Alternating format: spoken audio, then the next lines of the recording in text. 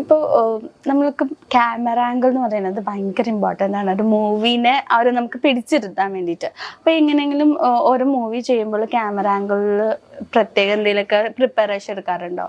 ഇല്ല, നമ്മൾ സ്റ്റഡി ചെയ്തിട്ടൊക്കെ പടം തുടങ്ങുന്നതിന് മുന്നേ സ്ക്രിപ്റ്റൊക്കെ ആയി കഴിഞ്ഞാൽ നമ്മൾ ഒരുപാട് സ്വപ്നം കാണും. ഇത് ഇന്ന ലൊക്കേഷനിൽ ഇതിൻ്റെ ബാക്ക്ഡ്രോപ്പ് ഇങ്ങനെ ആയിരിക്കണം, അല്ലെങ്കിൽ ഇന്ന ലൈറ്റിൽ ചെയ്യണം, അല്ലെങ്കിൽ മോർണിംഗ് ലൈറ്റിൽ നമുക്ക് യൂസ് ചെയ്യണം, ഈവനിങ് ലൈറ്റിൽ, ഇതൊക്കെ നമ്മൾ ഭയങ്കരമായിട്ട് സ്വപ്നം കണ്ടുവരും. ഷൂട്ടിങ് തുടങ്ങി ഇതൊക്കെ പൊളിയും. അതെല്ലാം ക്യാമറമാനിക്ക് അറിയുന്ന കേസാണ്. ഷൂട്ടിങ് തുടങ്ങി അതെല്ലാം പൊളിയും. അദ്ദേഹത്തിന് അറിയാൻ അവിടെ എത്തുമ്പോൾ അതിൻ്റെ സിറ്റുവേഷൻ പോകും. ആർട്ടിസ്റ്റിൻ്റെ ഡേറ്റിൻ്റെ പ്രശ്നങ്ങൾ വരും.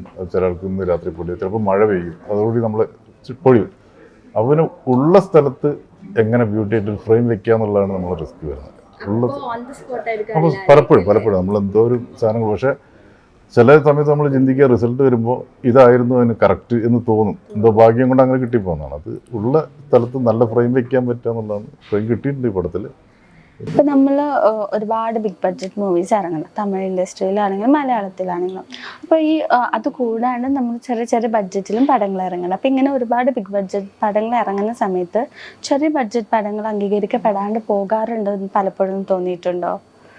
ഇല്ല, ഞാൻ ഇതിൻ്റെ ഇടയ്ക്ക് എനിക്ക് തമിഴിലൊരു ഇൻ്റർവ്യൂ, ഇളവരസൻ എന്ന് പറഞ്ഞൊരു ആക്ടറുണ്ട്, പുള്ളിയുടെ ഒരു ഇൻ്റർവ്യൂവിൽ പുള്ളി പറയുന്നുണ്ട്, അതായത് നമ്മൾ പാൻ ഇന്ത്യൻ സിനിമ എന്ന് പറഞ്ഞിട്ട് 100 കോടിക്കും 200 കോടിക്കും സിനിമ എടുക്കും, തെലുങ്കിലും തമിഴിലും ഹിന്ദിയിലും ഒക്കെ.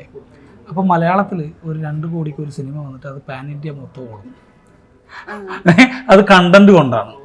അതുകൊണ്ട് വലിയ ബഡ്ജറ്റോ ചെറിയ ബഡ്ജറ്റോ എന്നല്ല, കണ്ടന്റ് നല്ലതാണ്, ആൾക്കാർ ബോറടിപ്പിക്കുന്നില്ലെങ്കിൽ ആ സിനിമകളൊക്കെ വരണം എന്ന് തന്നെയാണ് ആഗ്രഹം.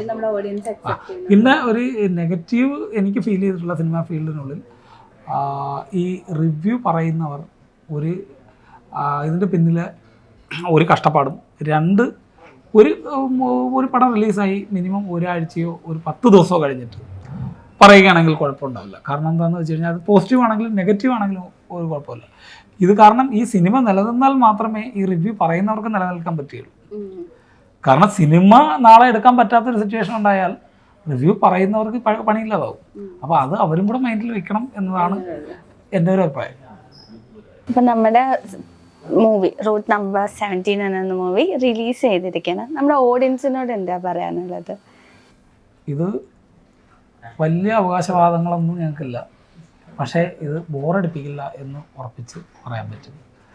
ഞങ്ങളുടെ ചെറിയ ബഡ്ജറ്റിനുള്ളിൽ നിന്നുകൊണ്ട് മാക്സിമം നന്നായിട്ട് ചെയ്യാൻ ഞങ്ങൾ ട്രൈ ചെയ്തിട്ടുണ്ട്. നിങ്ങൾ തിയേറ്ററിൽ പോയി കാണണം. കണ്ടിട്ട് നിങ്ങൾക്ക് ബോറടിച്ചില്ലെങ്കിൽ ഞങ്ങളെ സപ്പോർട്ട് ചെയ്യണം. ബോറടിച്ചാൽ ഉറപ്പായിട്ടും കല്ലെറിഞ്ഞോളൂ, കുഴപ്പമില്ല, ഞങ്ങൾ അതിന് ഉത്തരവാദികളാണ്. പ്രശംസ എന്തെങ്കിലും പറയാം? എല്ലാവരും പടം പോയി കാണണം. പിന്നെ നിങ്ങളുടെ ചാനലിൻ്റെ പ്രത്യേക താങ്ക്സ്. കാരണം എപ്പോഴും സിനിമേൻ്റെ ലൈംലൈറ്റിൽ നിൽക്കുന്ന ആർട്ടിസ്റ്റുകളും സംവിധായകൻ വരെ വരാറുള്ളൂ. അതിൻ്റെ അപ്പുറത്തേക്ക് ക്യാമറാമാനൊക്കെ വളരെ കുറവാണ്.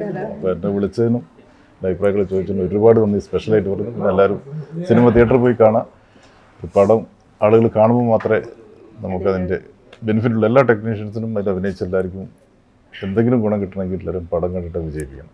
പിന്നെ ഇനിയും വലിയ ഉയർച്ചയിലെത്തട്ടെ എന്ന് ആശംസിക്കുന്നു. Thank you. Thank you.